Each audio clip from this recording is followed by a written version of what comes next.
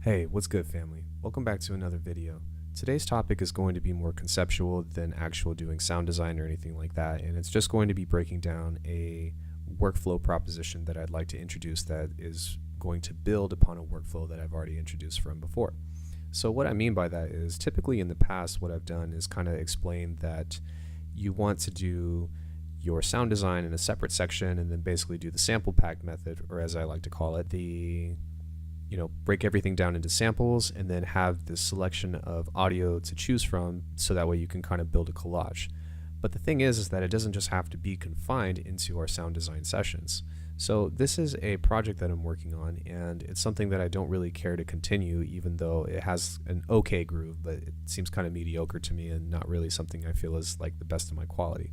So what I've done is I've went ahead and gone in and actually bounced out some of the main components of the sounds into loops or into clips. We can kind of take a look at that here over in the HT, which is reminiscent of halftime tutorial, also monitored at, I actually did this at 87 BPM when I bounced it out.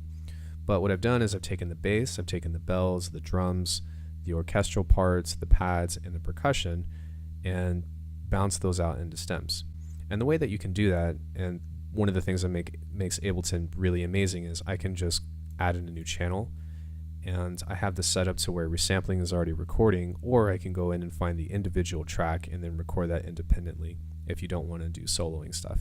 And it's cool because you can actually set this up and have multiple channels recording out stems at a time. Now, one thing that you want to keep in mind is whenever you're bouncing stems out, be mindful of your master channel, because you generally will include everything if you have the resampling channel on, because it gets any audio from the master going right back into the audio. So if you already have something that's being limited and then your limiter is still on, then it's going to essentially double that limiter volume. So just kind of keep that in mind. So this is kind of neat because what I can do is, now that I have these in loops, I can go into either a brand new project and start kind of throwing this together and basically re-chopping this as if I were doing kind of like a hip hop track, or I can try to make some of these things fit into an existing track. So I'm not going to really go ahead and go super far into depth into that, but if I kind of pull up, just any kind of project or something, don't save, this might take a minute, then what we can do is we can kind of take some components that we already have and see if we can fit these puzzle pieces in order to kind of create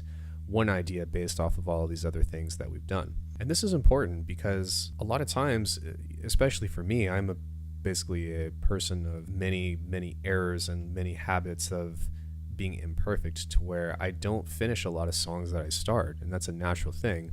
And while it is good, and we'd all like to say that if I start something I'm going to get it done, sometimes these ideas just don't come through, and the bigger picture is to just keep creating. So this is a kind of alternative to how, if you make a groove or you make a beat or something, that you can immediately turn this into kind of like a I guess a vault or a library, so to speak, and repurpose this as quickly as possible. 3 hours later. And again, it's not something that you have to force, but you can at least kind of have something of like, oh man, I remember I worked on this beat like 2 months ago. Maybe that drum that I had, or that drum synth or whatever, can be applicable in this context. And here's kind of a quick example of how we can look at that here. So I have this chord progression, which sounds like this.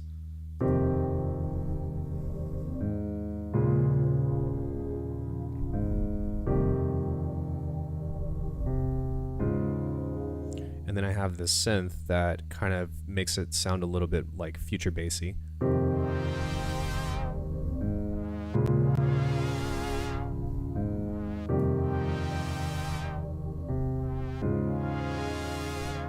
So please don't mind the mixing yet, because I literally did this in about 10 minutes. But to kind of keep things consistent, if I go in and let's say I'm referring back to that 87 BPM, this is matched up to 82, so I can speed that up. And I can go in and find these drums, which should just be a kick and snare. Throw that in a drum track, or an audio track. And I can just take the kick and snare and create a new pattern off of that. But the thing is that these are already mixed. So this snare right here has quite a bit of layers on it on the original track. Oof.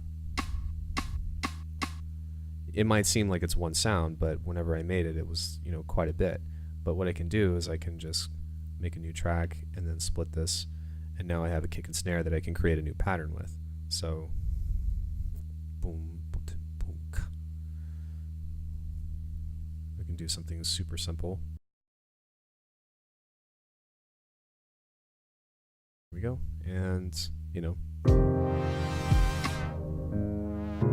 and I can duplicate that. I'm going to add a limiter on this just to make this a little bit louder, and then I'm also going to sidechain this so that way it's going to make the everything else kind of cut through a little bit more.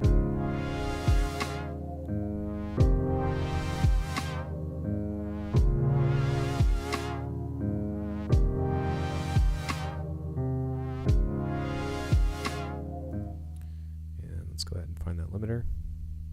And again, I don't want to like really get into this kind of mixing, but I just, you know, hopefully you can kind of see how taking something that wasn't really working in the other track and see if you can, you know, reapply it into something else. The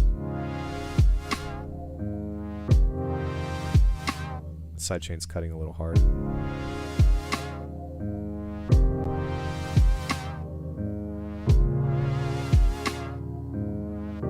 Right? So, you know, maybe there's another ambient thing that we can add into this. So I can go back into that same sample pack and then take, let's say, the pads into this and see if I can apply some of this noise. Maybe I can take this part.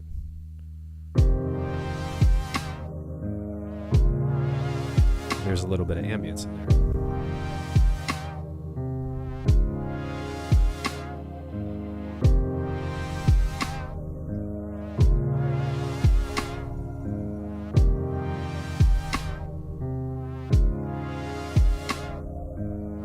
And, you know, not everything is going to work. For example, I know that the percussion on this isn't going to pan out, but, you know, at least not initially. So, you know, I'm not going to like sit and finick with this, but if I were to play this and just throw it in, you know, just experiment. I know that this isn't going to work. We can listen to it. But there might be something within that, or you might be able to chop this up to a point to where you can find something that you actually like. So I might be able to use that. I might even be able to use that section as part of like a, you know, as part of a downbeat or something.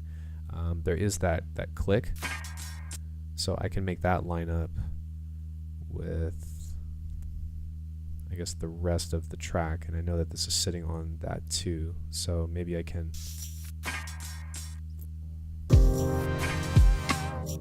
Sorry, it's supposed to be here. And maybe I can just take this component here. This in itself might be usable. And just kind of paste that over. And maybe I don't want the swing of that, the but I know that I can go in and find the transients of this and kind of realign everything. So there's transient there that I can take, copy that, and then I can just post that directly onto that beat. I can take that transient, move that there, and I can move that one here, and or you guys see where I'm going with this, right? That should be here, and this should be here. Let's see how that sounds. Yeah, so that kind of works out pretty well, actually.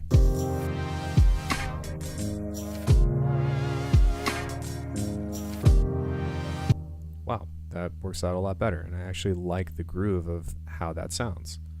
Nice. High five, Ian.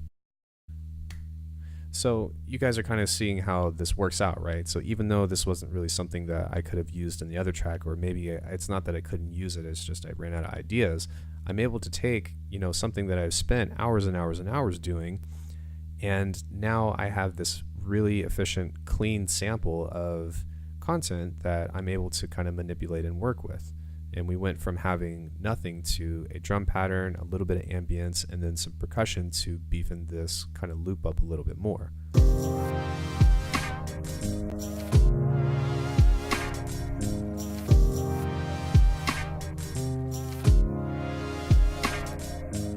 And of course it's not perfect, you know. I know that the ambient hit off this one, you know, has some things to kind of correct, but that's kind of just a general basis about how we can apply this kind of thing.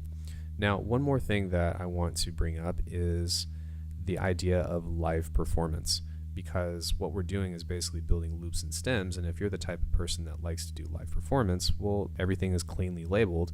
You know where to find it within your, you know, folder or whatever.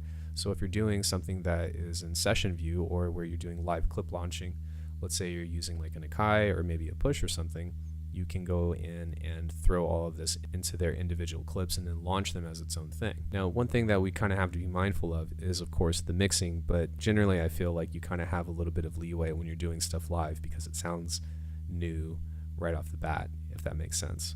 But this is a great way to kind of remix some of these tracks, or to just make use out of stuff that you already put your heart and soul into. And I think that it's really important not to just knock off this content, especially when we live in a digital age to where you can't have everything recorded. You can't have your cake and eat it too, and we should be capitalizing on it because we don't use everything, even for as much content as we create. So I hope that was informative to you guys, and I know that it was kind of, you know, simple and it wasn't really about designing anything specifically, but this kind of workflow may help bring back, you know, some of those old dead projects back to life, that you have these ideas that you can, you know, see in your future music, and you can even, you know, use them multiple times because it's your stuff. Sampling and making samples is kind of part of the game of electronic music if you put the time into it. And I think that it creates a lot of originality, and I think that it's really cool to kind of see how much we really can blend things just by changing our perspective in the context of a different song. So I really hope that you guys enjoyed this video as much as I did. This is something that I will be referring back to whenever I get my roadblocks, but I really want you guys to know that I appreciate everything. Really, I think that it's really cool that, you know, I've already hit more than 600 subscribers, even though my last video was about 500 subscribers. That's really neat. And if you guys are looking for more content, or you guys are looking for more resources, then feel free to check out my Patreon. Thanks so much for watching my content, everybody, and I hope that you have a wonderful day. Before I go, I'd like to announce that the next few tutorials are actually going to be without a microphone, because I'm going out of town for about a month, and I'm still going to make some sound design videos, but it's going to be narrated via text. But I can't bring all my equipment with me just because of flight constraints. So I'm still going to be uploading, so you can still expect footage to be coming up, but just kind of be aware that the format is just going to be a little bit different just for the next few videos, and then we'll get back to doing mic stuff. So yeah, thanks again guys, and happy producing.